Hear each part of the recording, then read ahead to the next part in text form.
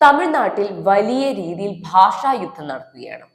ഭാഷാ യുദ്ധം എന്ന് പറയുമ്പോൾ 2020 NEP പ്രകാരം, അതായത് ദേശീയ വിദ്യാഭ്യാസ നയം അനുസരിച്ച് ഹിന്ദി അടിച്ചേൽപ്പിക്കുന്നതിനെ ചൊല്ലി മുഖ്യമന്ത്രി MK സ്റ്റാലിന്റെ DMK സർക്കാരും അതുപോലെ തന്നെ NDA സർക്കാരും തമ്മിൽ വലിയ രീതിയിൽ തർക്കം നടന്നിരുന്നു.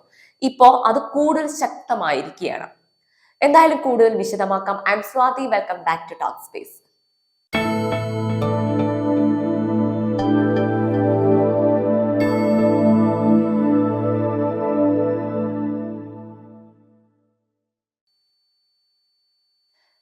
രണ്ട് ദിവസം മുൻപ് MK സ്റ്റാലിൻ പറഞ്ഞ വാക്കുകൾ ഇങ്ങനെയായിരുന്നു: നമ്മുടെ ജീവനാഡിയായ ഭാഷയ്ക്ക് വേണ്ടിയുള്ള ഒരു പോരാട്ടവും നമ്മുടെ അവകാശമായ ന്യായമായ അതിർത്തി നിർണയത്തിനായുള്ള ഒരു പോരാട്ടവും എന്ന്.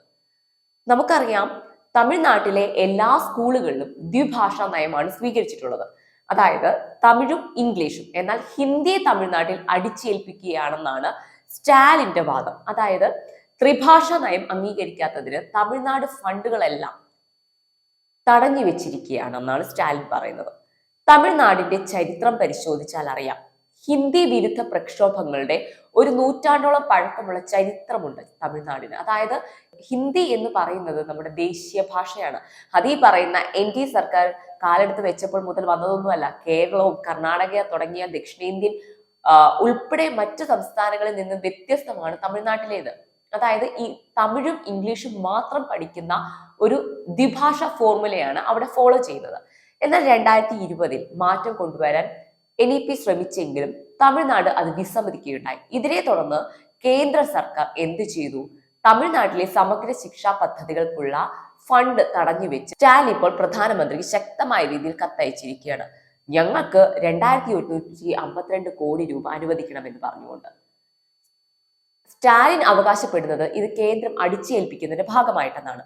എന്നാൽ കേന്ദ്രം പറയുന്നത് എന്താണ്? തമിഴ്നാട്ടിലെ യുവാക്കൾക്ക് വിവിധ മേഖലകളിൽ തൊഴിൽ ഉറപ്പാക്കാൻ വേണ്ടിയാണെന്നാണ്.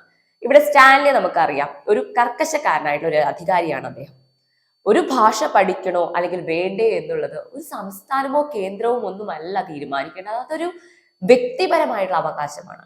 വിദ്യ അഭ്യസിക്കുക എന്ന് പറയുന്നത് ഒരു തെറ്റായിട്ടുള്ള തീരുമാനമല്ല. അതുപോലെയാണ് ഭാഷാജ്ഞാനം എന്നതും. പണ്ട് കാലത്ത് ഇംഗ്ലീഷ് വിദ്യാഭ്യാസം ഇല്ലാതാക്കാൻ കഠോരമായി പരിശ്രമിച്ച നേതാക്കൾ ഇവിടെ ഉണ്ടായിരുന്നു.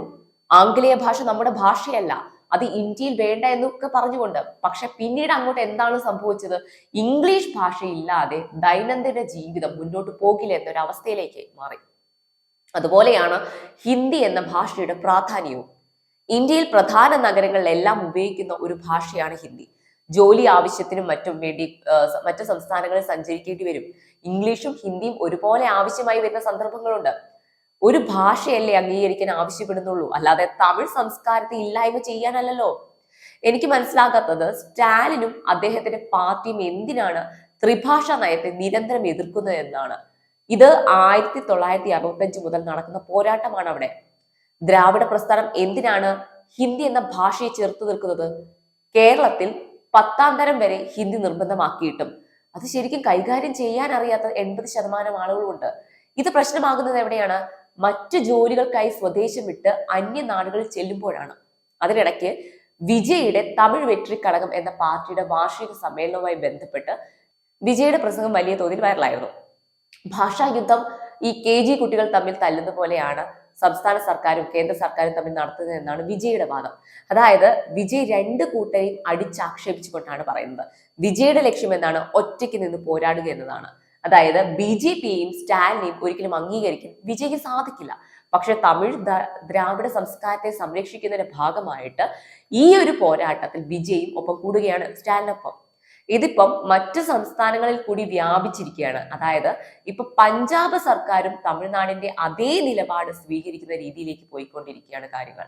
1965 കേന്ദ്ര സർക്കാർ ഹിന്ദി ഭാഷയെ ഇന്ത്യയുടെ ഔദ്യോഗിക ഭാഷയായി നിലകൊണ്ടുവരാൻ തീരുമാനിച്ചു.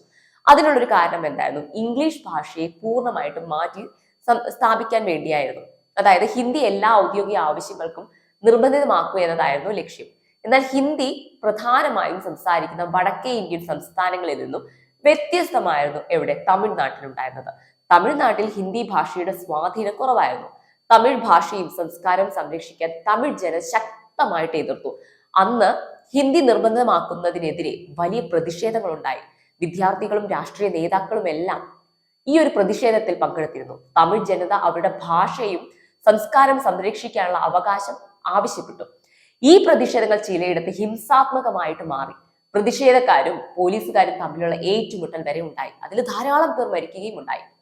ഈ പ്രതിഷേധങ്ങൾ കാരണം കേന്ദ്ര സർക്കാർ ഹിന്ദി നിർബന്ധമാക്കുന്നത് പിൻവലിക്കുകയും ഇംഗ്ലീഷ് ഭാഷയെ ഔദ്യോഗിക ഭാഷയെ തുടരാൻ അനുവദിക്കുകയും ചെയ്തു.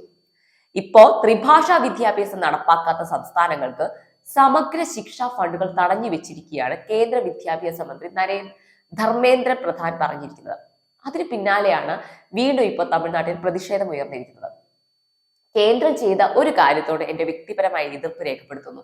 ത്രിഭാഷ നയം എല്ലാ സംസ്ഥാനങ്ങളും വേണമെന്നാണ് എന്റെ വ്യക്തിപരമായിട്ടുള്ള വാദമെങ്കിലും സംസ്ഥാനങ്ങൾക്ക് അവകാശപ്പെട്ട ഫണ്ടുകൾ തടഞ്ഞു വെച്ചല്ല കേന്ദ്ര ഹിന്ദി ഭാഷയെ അംഗീകരിക്കാൻ പ്രേരിപ്പിക്കേണ്ടത്. ഹിന്ദി ഭാഷയുടെ പ്രാധാന്യം പറഞ്ഞു മനസ്സിലാക്കുകയാണ് വേണ്ടത്. ഒരു സംസ്ഥാനത്തിന് അവകാശപ്പെട്ട ഫണ്ടുകൾ തടഞ്ഞു വെച്ച് ഹിന്ദിയെ അടിച്ചേൽപ്പിക്കാൻ ശ്രമിക്കുന്നത് കൂടുതൽ പ്രതിഷേധങ്ങൾക്ക് വഴിതെളിയിക്കുകയാണ് ചെയ്യുക. ഹിന്ദി നിർബന്ധിത പഠനമാക്കുന്നതിന് തെറ്റൊന്നുമില്ല, പക്ഷേ അത് അടിച്ചേൽപ്പിക്കുന്നതിന്റെ ഭാഗമാകരുത്. ഇത് അടിച്ചേൽപ്പിക്കുമ്പോൾ സംസ്ഥാനങ്ങൾ അതിനോട് കൂടുതൽ വിരുദ്ധത കാണിക്കും. ഒരിക്കലും ഇത് മാതൃഭാഷയെ ഇല്ലാതാക്കിക്കൊണ്ട് അല്ലല്ലോ പറയുന്നത്. മാതൃഭാഷയെ മുന്നിൽ നിർത്തി ഹിന്ദി രണ്ടാം ഭാഷയായി മാറ്റണം. ഇപ്പൊ ഈ സ്റ്റാലിൻ പറയുന്നത് പോലെ ഹിന്ദി ഔദ്യോഗിക ഭാഷയാക്കിയത് മൂലം പ്രാദേശിക ഭാഷകൾ ഇല്ലാതായി പോയി എന്നൊക്കെയാണ്. അതിനോട് ഒരിക്കലും നമുക്ക് യോജിക്കാൻ കഴിയില്ല. ഹിന്ദിയെ പോലെ നിർബന്ധിതമായ ഒരു ഭാഷയാണ് പ്രാദേശിക ഭാഷ. മാതൃഭാഷ അതായത് മാതൃഭാഷ സംസ്ഥാനങ്ങളിൽ മാത്രമേ ഉപയോഗിക്കാൻ സാധിക്കുകയുള്ളൂ. എന്നാൽ ഹിന്ദി രാജ്യത്ത് എവിടെ പോയാലും ആശയവിനിമയം നടത്താൻ സാധിക്കുന്ന ഒരു ഭാഷയാണ്. തമിഴ് ദ്രാവിഡ സംസ്കാരത്തെ ഇല്ലായ്മ ചെയ്യുകയല്ലല്ലോ ഇവിടെ ചെയ്യുന്നത്. ഹിന്ദി എന്നൊരു ഭാഷ കൂടി ഉൾപ്പെടുത്തണമെന്നേ കേന്ദ്രം ആവശ്യപ്പെടുന്നുള്ളൂ. ഇവിടെ എല്ലാ സംസ്ഥാനങ്ങളിലും പ്രാദേശിക ഭാഷകൾ 10ാം തരം വരെ നിർബന്ധിത ഭാഷയാക്കണം. ഹിന്ദി രാജ്യത്തിന്റെ ദേശീയ ഭാഷ ആയതുകൊണ്ട് ആ ഒരു ഭാഷ കൂടി ഉൾപ്പെടുത്തേണ്ടത് അനിവാര്യമായിട്ടൊരു കാര്യമാണ്. തമിഴ് ജനത ഇതിനെ ഇത്രത്തോളം പ്രക്ഷേപം ഉണ്ടാക്കുന്നതിന്റെ ആവശ്യകത എന്താണെന്നാണ്. അതുപോലെ തടഞ്ഞു വെച്ച ഫണ്ടുകൾ കേന്ദ്രം നൽകണം, അത് അവരുടെ അവകാശമാണ്. എന്തായാലും ഹിന്ദി തമിഴ്നാട്ടിൽ കയറ്റില്ല എന്ന കടുംപിടുത്തത്തിലാണ് തമിഴ് ജനത.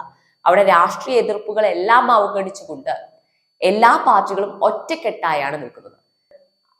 ഇന്ത്യ സർക്കാർ ഹിന്ദി അംഗീകരിക്കാതെ ഒരു ഫണ്ടും നൽകില്ല എന്നുള്ള വാശിയിലും രണ്ടു കൂട്ടരുടെയും നയം അംഗീകരിക്കാൻ പ്രയാസകരമായിട്ടുള്ള ഒരു കാര്യമാണ്. അടിച്ചേൽപ്പിക്കുകയല്ല, അംഗീകരിക്കാൻ പ്രേരിപ്പിക്കുകയാണ് ഇവിടെ വേണ്ടത്.